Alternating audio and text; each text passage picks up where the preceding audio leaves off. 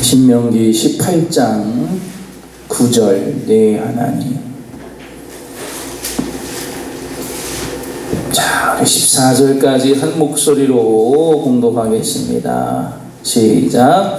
내 하나님 여호와께서 네게 주시는 땅에 들어가거든 너는 그 민족들의 가증한 행위를 본받지 말 것이니 그의 아들이나 딸을 불 가운데로 지나게 하는 자나 점쟁이나 기륭을 말하는 자나 요술하는 자나 무당이나 진언자나 신접자나 박수나 초혼자를 너희 가운데에 용납하지 말라.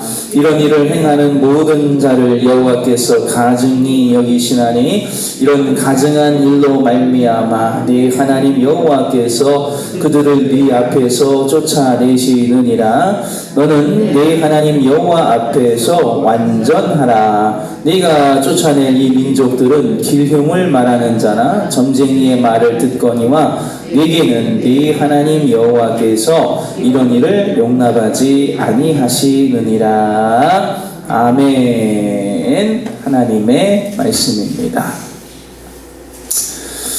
우리가 예수 믿는 자들을 이제 전도하고 처음에 성경책을 읽다 보면 여호수아나 신명기쯤 갈 때 내가 하나님이 이렇게 잔인하고 무서운 분이었어 하면서 교회를 안 나가겠다고 안 믿겠다고 말하는 경우를 왕왕 실제로 보게 됩니다. 왜냐하면 하나님은 복 주시고 사랑하시고 살리시고 예수님은 우리를 죽음에서 건지시기 위해서 생명도 주셨다 이렇게 들었는데 여호수아서를 보고 신명기를 읽어보니까 가나안 땅으로 돌아오게 하실 때에 이미 그 땅에 살고 있던 7 족속들을 싹 죽여라, 다 죽여라, 아이들까지도 전부 죽여라 이렇게 하나님 말씀하시거든요.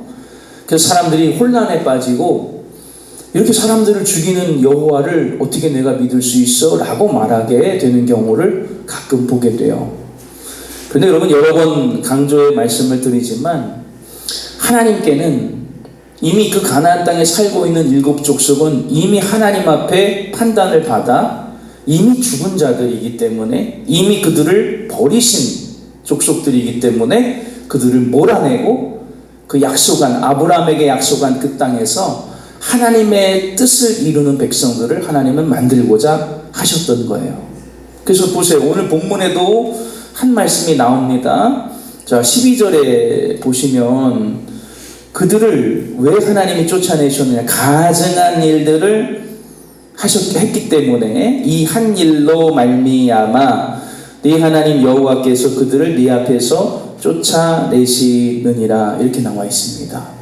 점을 보고 기륭을 말하고 박수와 초혼들 하나님이 아닌 다른 신들을 섬기는 그 일들 가증한 행위 때문에 하나님께는 이미 그들은 다 죽은 것과 없는 것과 마찬가지였던 거예요. 그래서 이 여호수아 정복 전쟁과 그 모든 7 족속들을 몰아내는 일들이 하나님께는 당연한 그날의 심판의 결과였다라는 겁니다.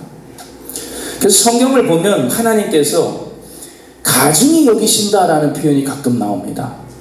하나님이 무엇을 가증히 여기시느냐? 우상 섬기는 걸 가증히 여기세요. 첫째는. 그리고 두 번째는 동성애입니다.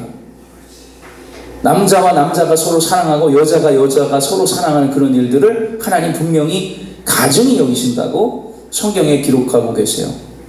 그것을 토에바라고 하는데 가증하다. 그 반대말은 토브라는 말입니다. 정결하고 깨끗하다라는 뜻이에요.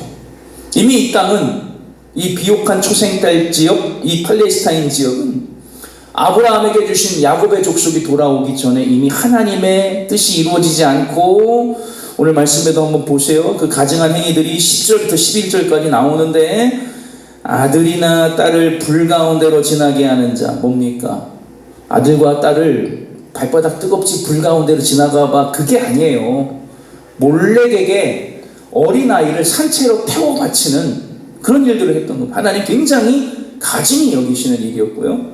또 점쟁이나 혹시 점보러 다니시는 분 계십니까? 하나님의 백성이 아닙니다. 기륭을 말하는 자의 귀를 막 기울이고 듣나요? 설교 시간엔 졸아요. 안 들어요. 그런데 정보로 뭐 얘기 오늘의 운세만 핸드폰 보고 있고, 하나님의 백성이 아닙니다. 아니에요.